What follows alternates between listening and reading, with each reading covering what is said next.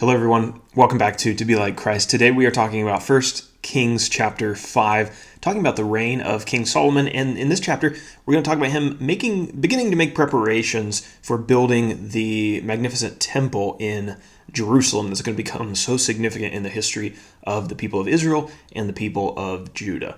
So let's get into it. There's a free PDF on our website if you want to download that for yourself. When did these events take place? Well, as I mentioned, it's during the reign of King Solomon. Solomon was David's son.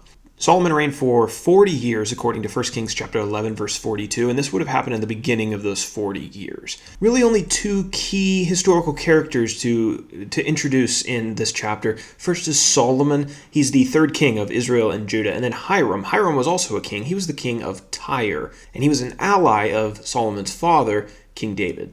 Our map is also relatively simple today. Two locations to highlight. First, Jerusalem, that's the capital of Judah and Israel, and then Tyre, which was to the north of most of the Promised Land along the coast of the Mediterranean Sea. You can see it there just to the west of Dan. Now we can go over to our outline. Relatively simple today, only one section, verses 1 through 18. Solomon and Hiram prepared to build the temple. Solomon sent messengers to Hiram and asked him if he would be willing to help and contribute to the temple project that was about to be kicking off in Jerusalem. And Hiram, who was a longtime friend of David, was quite delighted to participate. So Hiram and Solomon struck an agreement. Hiram agreed to cut cedar and cypress trees and send them to Jerusalem. That area of the world was very well known for their cedar trees, or massive cedar forests there. Solomon, in turn, agreed to pay for Hiram's labor costs. He agreed to send servants up to Lebanon, where these forests were, to help out with the labor, and to pay Hiram with very large quantities of oil and wheat.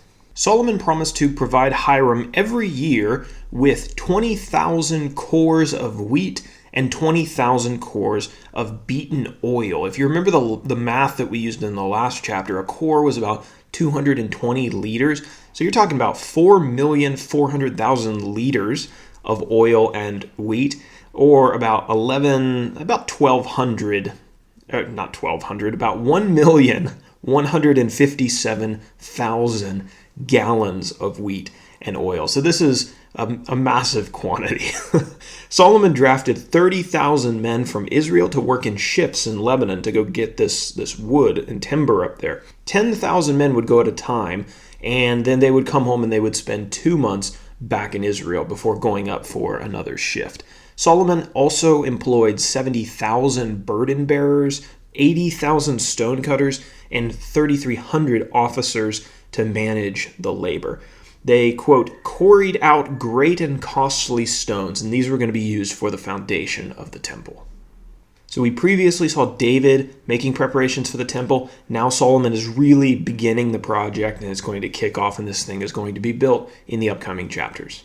Now for application. I have to say this one steps on my toes a little bit. This is not one that I'm particularly good at, but let's talk about it. The phrase, you've probably heard this phrase before, if you want something done right, you have to do it yourself. That's not always a good motto to have when you're doing the Lord's work.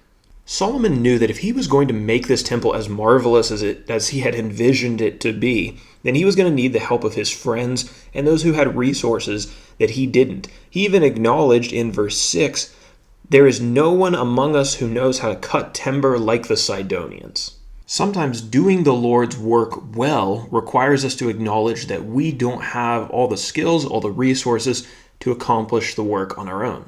God has intentionally surrounded us, if we're part of His church, He's intentionally surrounded us with other believers who are talented in ways that we are not. It's healthy and it's God glorifying to utilize the talents and the resources of those who God has placed around us.